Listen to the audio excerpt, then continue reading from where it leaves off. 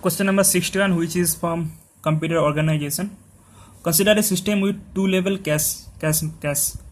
Access time of level 1 cache and level 2 cache and main memory are like 1 nanosecond, 10 nanosecond and 50 and 500 nanosecond.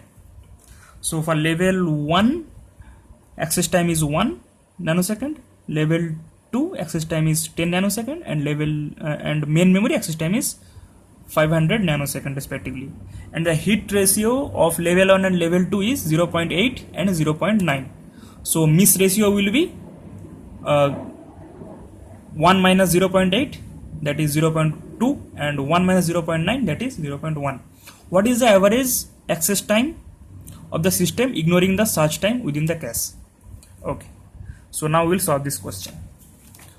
So if we take the hit ratio of H1 and hit ratio of cache 2 is H2.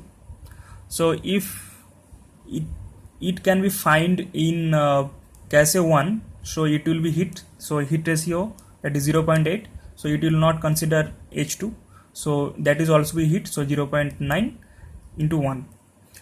And now if the data cannot be found in cache 1, then it will go to cache 2.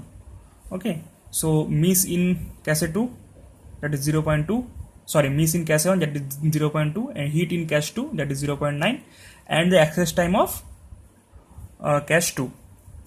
The third scenario is it is not found in cache 1, it is not found in cache 1, so we have to go to the main memory, and where access time is 500 nanosecond. Okay, so this is the total average access time for a data in that system. If we calculate this, you will get 12.6. so for this question, answer is C. Okay, thank you.